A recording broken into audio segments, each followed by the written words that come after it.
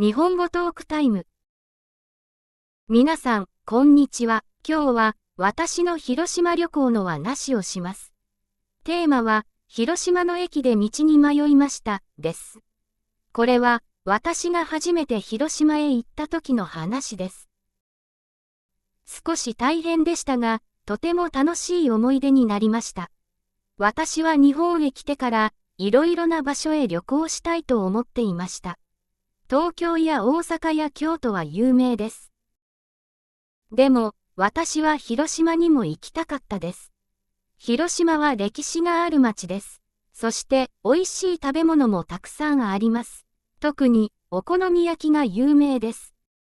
ある日、私はインターネットで新幹線のチケットを買いました。朝早い新幹線でした。旅行の前の日、私はとてもワクワクしました。でも、少し心配もありました。なぜなら、私はまだ日本の大きい駅にあまり慣れていなかったからです。旅行の日、私は朝6時に起きました。外はまだ少し暗かったです。私はシャワーをして、カバンをチェックしました。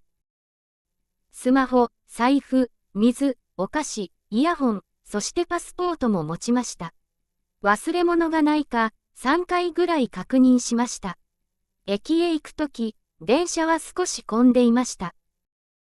会社員の人や学生がたくさんいました。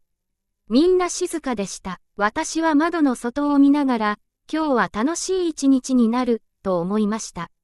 新幹線の駅に着いたとき、私は少し緊張しました。駅はとても大きかったです。人もたくさんいました。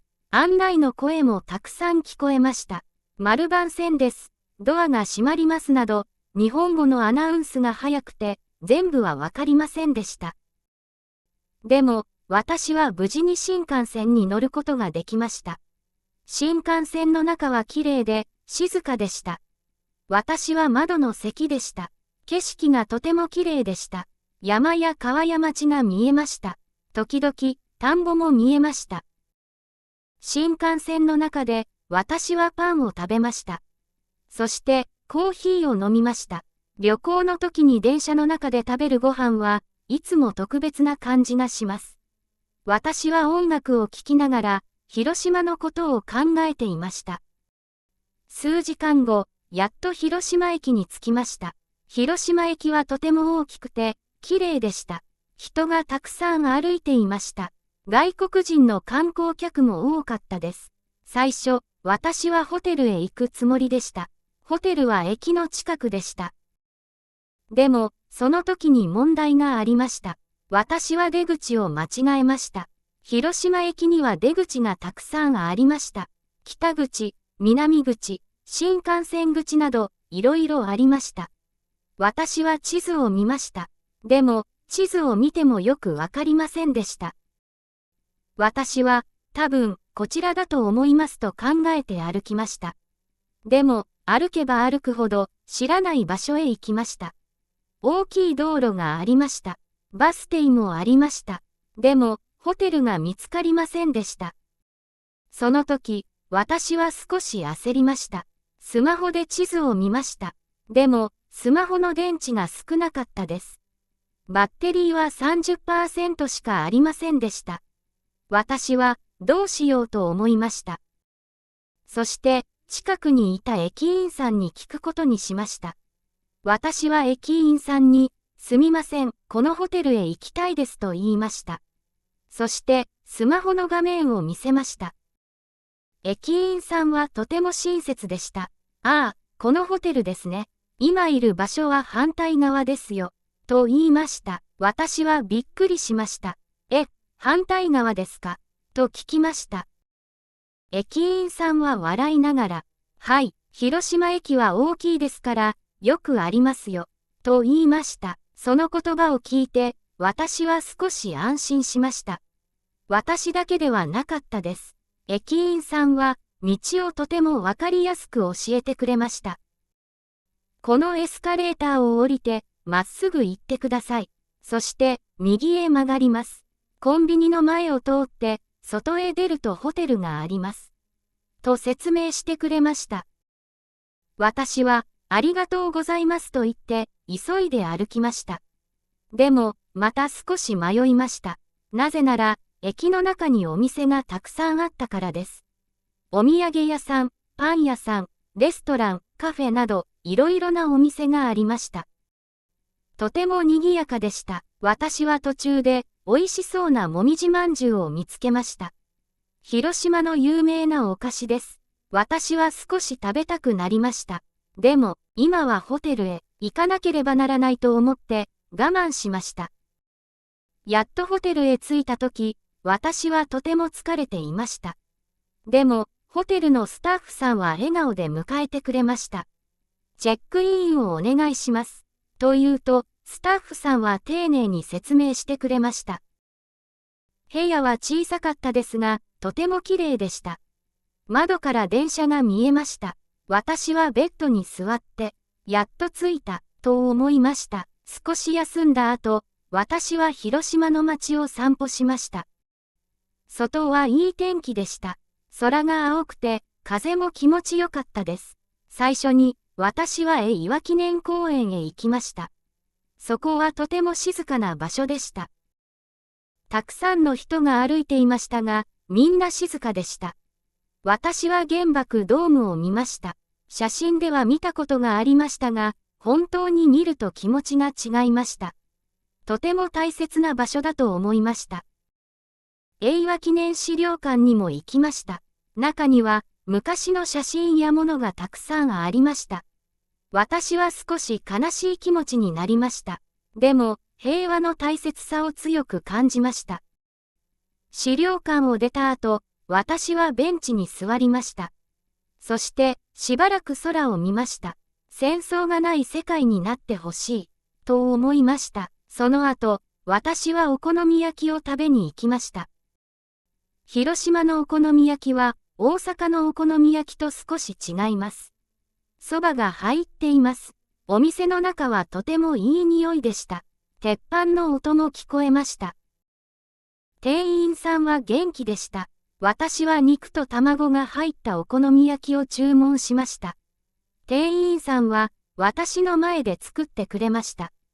キャベツをたくさん入れて、そばを焼いて、最後にソースをかけました。一口食べたとき、私は、美味しい、と思いました。ソースの味がとても良かったです。キャベツも甘かったです。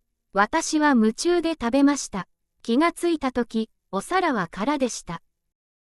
その後、駅へ戻りました。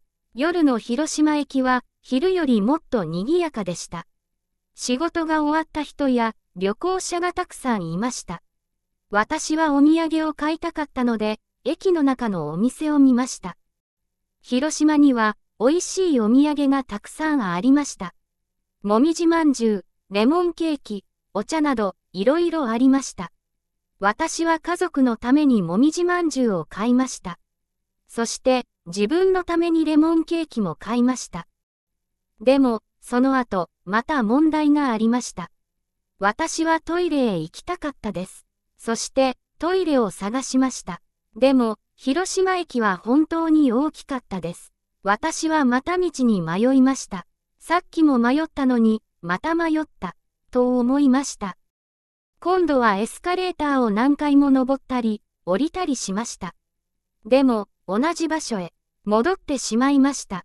その時、私は少し笑いました。もう、焦りませんでした。これは旅行の思い出になる、と思いました。近くにいたおばあさんが、大丈夫ですかと声をかけてくれました。私は、トイレを探しています。と言いました。おばあさんは親切に、あちらですよ、一緒に行きましょうか。と言ってくれました。私は、ありがとうございます。でも、大丈夫です。と言いました。おばあさんは笑顔で道を教えてくれました。日本では、親切な人が本当に多いと思います。困っているとき、助けてくれる人がいます。トイレの後、私はカフェへ入りました。少し休みたかったです。カフェでホットコーヒーを飲みながら、人を見ていました。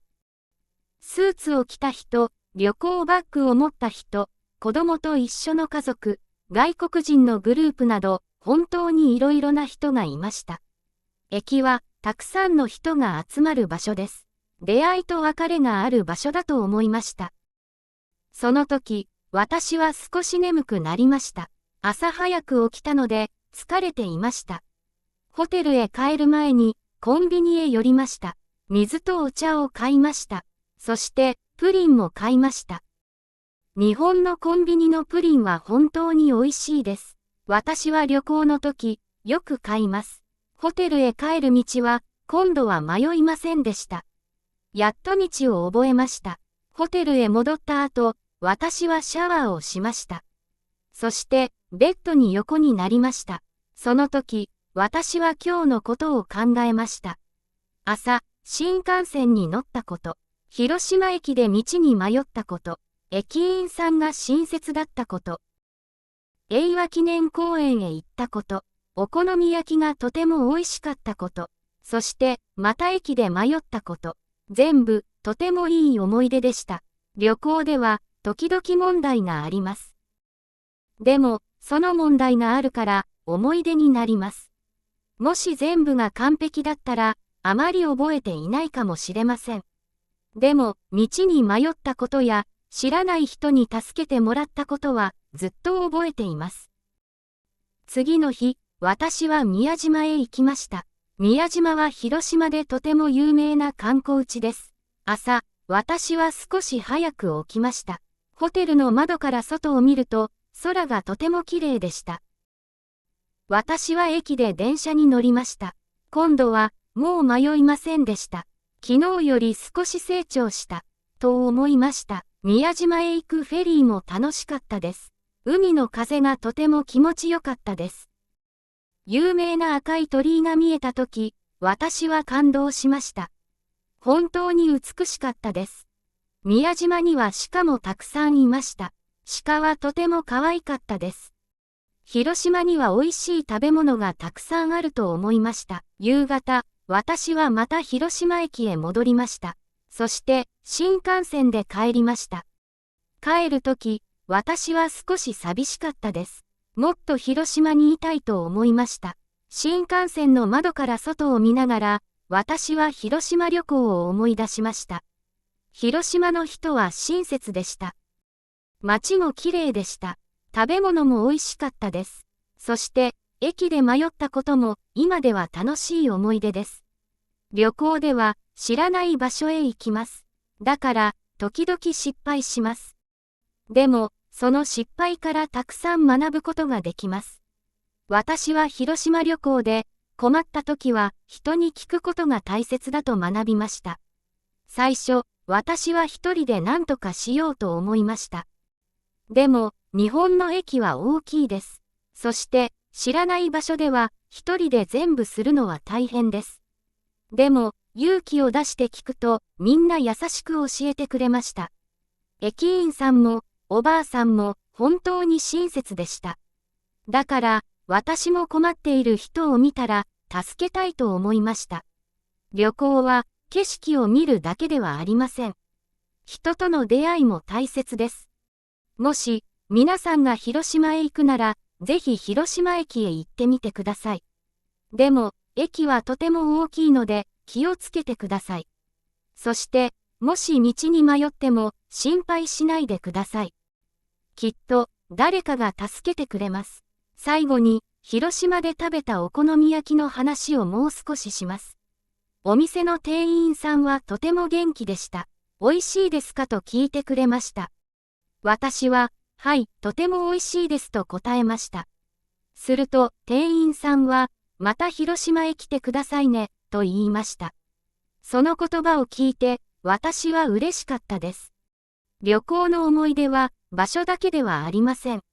人の言葉も大切です。今でも、広島駅の賑やかな音を覚えています。電車の音、アナウンスの声、人の話し声、お土産屋さんの音楽、全部、広島旅行の大切な思い出です。